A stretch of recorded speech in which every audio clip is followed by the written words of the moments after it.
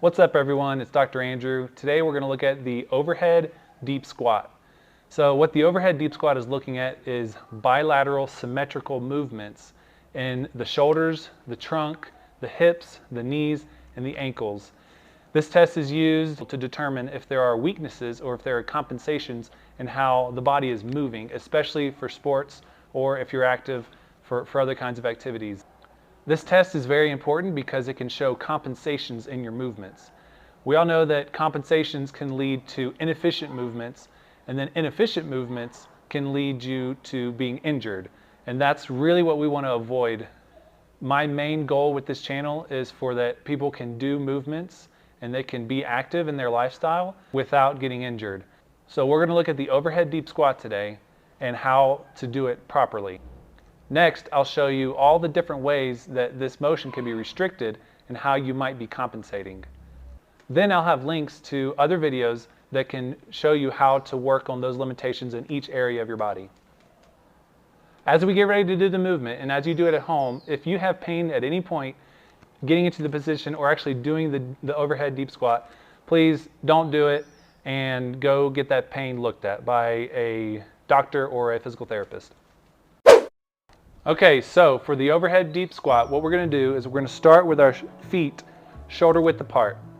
Make sure that the feet are pointed straight ahead, not turned out like this, but straight ahead. Okay, we want to stand tall, and we're going to use a broom handle or we're going to use some kind of stick. Okay, and we're going to start with the stick on top of our head and make sure that our elbows are at 90 degrees. Now, I can't really tell if mine are at 90, but have a friend tell you if they're at 90. And from here, we're going to go straight up like this, okay? So the goal is to maintain a straight posture with your back and with your shoulders, and then drop down into a squat as low as you can, but keeping your heels on the floor, okay? So this is what it's going to look like from the front. We're going down as far as we can, and then come back up. And now this is what it looks like from the side. Straight up. Drop down, and then come back up. Okay, so now let's look at the common ways that people compensate when doing this movement. Okay, so we're going to start up here at the shoulders. So first of all, if you can't, a lot of people can't even get straight up overhead. A lot of them are tilted forward like this. Okay, you want to be right here. Okay, but if you can't get right there, then when you drop down into your squat, you're going to look like this. Okay, your trunk could be more up and down, but your shoulders are going to be flexed like this. Okay, so that right there shows that we have some shoulder range of motion restrictions, and I'm going to link you to a video that shows you how to work on some shoulder mobility. Okay, next thing is the trunk. So if we're doing this exercise if we're doing this test and our shoulders look good, okay, but as we start to come down, we start to flex really far forward with our trunk, okay? And it's probably gonna look more something like this, honestly, but your shoulders are still up here.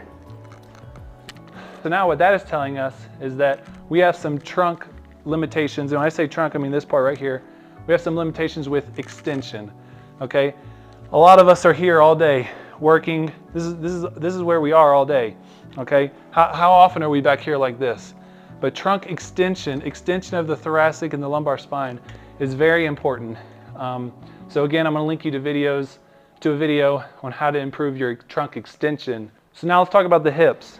If we're doing this motion, if we're doing this test, and we're dropping down and we don't have very good hip mobility, then we're going to get to about here, and then we're going to feel like we're tilting backwards, okay? Because if the hip doesn't want to bend, okay, down like this. Look how much hip mobility I have here, okay?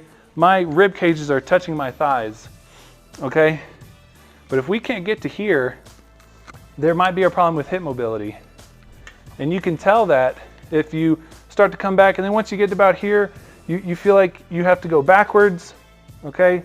Or you have to go forwards to get there. All of that can tell you that you might have a hip mobility issue. And again, I'm going to link you to a hip mobility video that can show you how to increase your hip range of motion and also work on some strength. Next thing we'll look at is the knees, okay? So obviously with this movement, the knees are gonna be very, very flexed.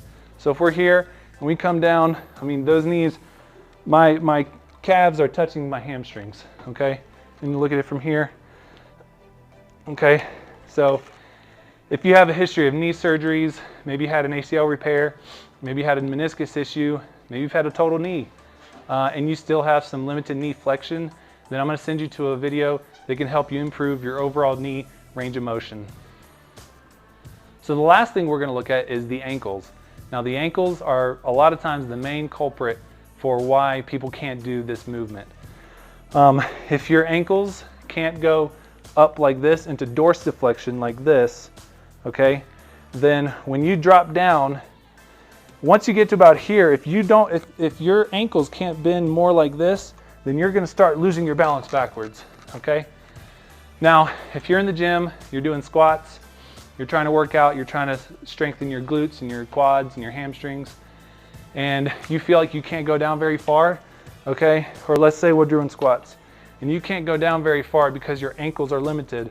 Well, you're gonna start compensating, okay, with your trunk and with your knees a little bit.